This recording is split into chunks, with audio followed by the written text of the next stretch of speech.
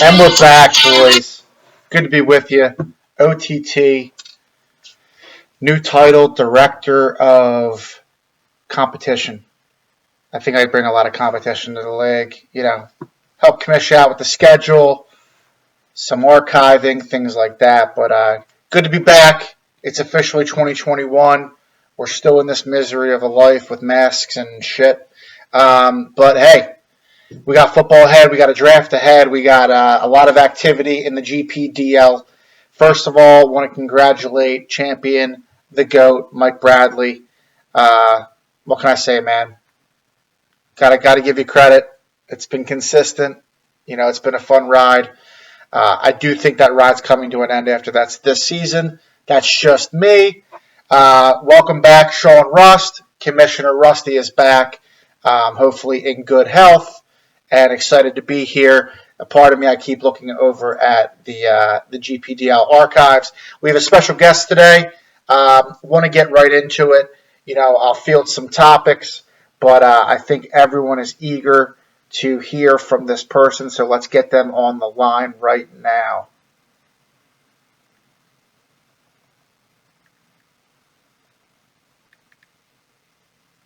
Here we go.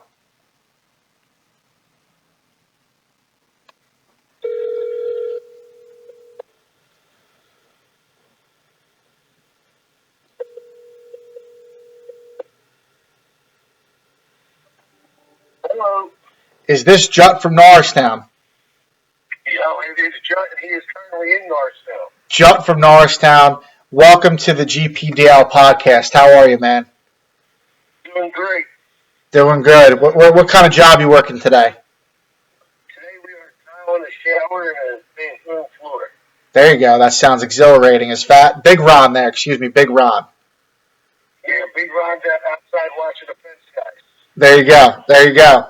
Well, listen, Jut. Happy to have you on the show.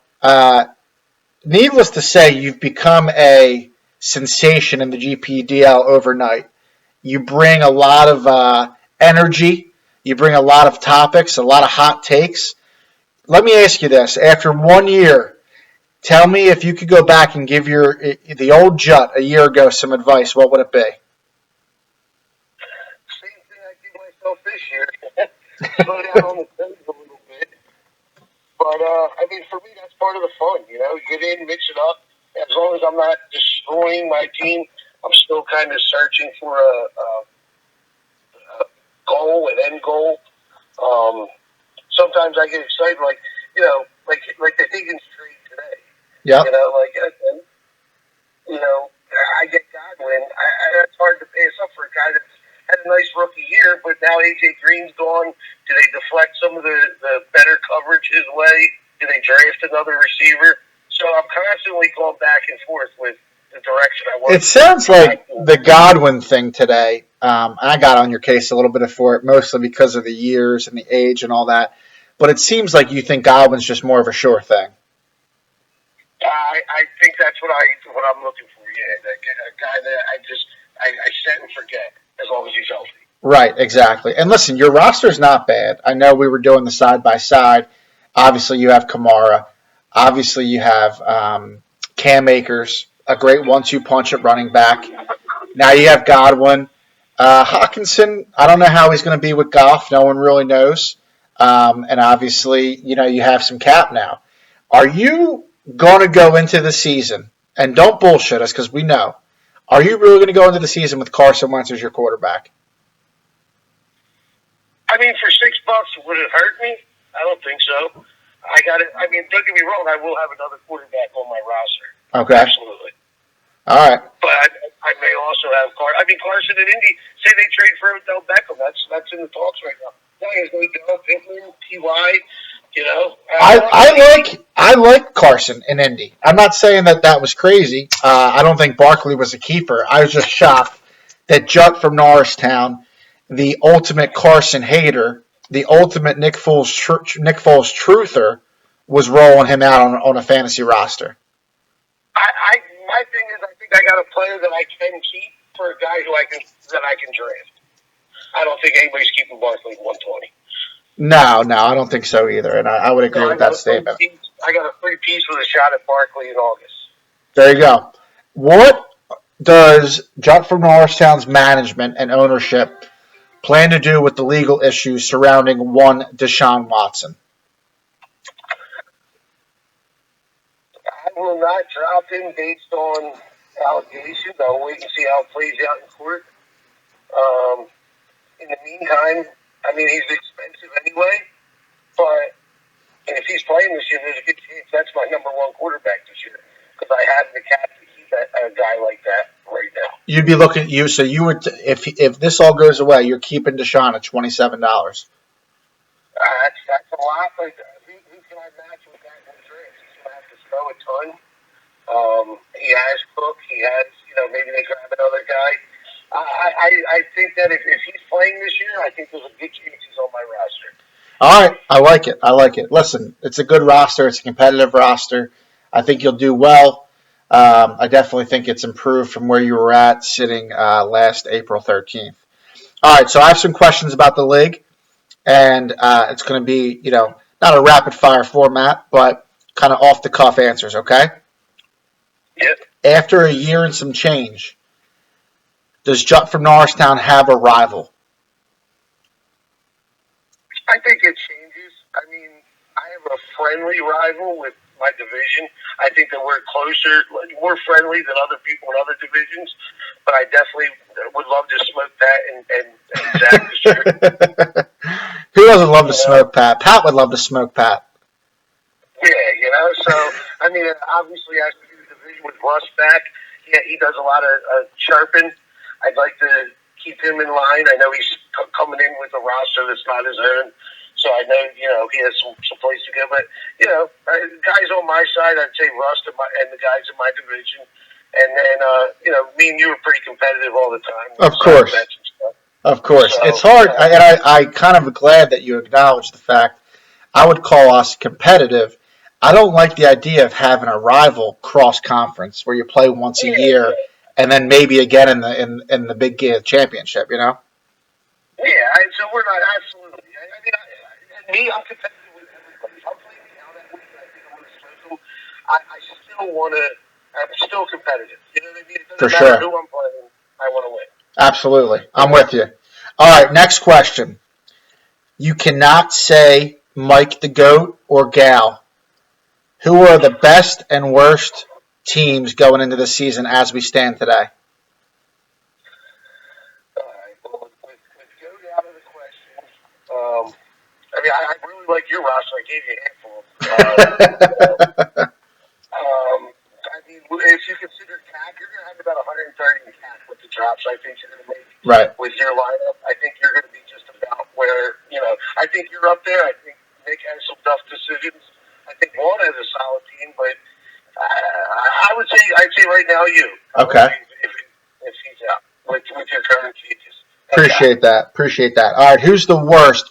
And let's also remove Rusty since he's trying to rebuild a team that he didn't have. Yeah, and Jared has also a tough team too. So right. They're two guys that I'll leave out right now. I can't say Gal. I can't say. That's tough. For me, it's going to be. I hate to put it on him, but maybe Chuck, because he hasn't been as active. He has the Adams Aaron combo. Right. And I hate to say that because I remember last year saying that I think Chuck was overrated, and then Chuck made the playoffs. So, right now I would probably say Chuck. But from last year, I think I learned not to do that. Yeah, dude, listen, everyone's kind of counted Chuck out, always had him low in rankings. He's never been a heavy RB guy.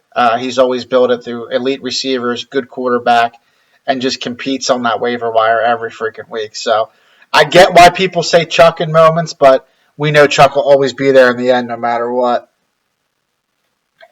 All right, here's my next question for you.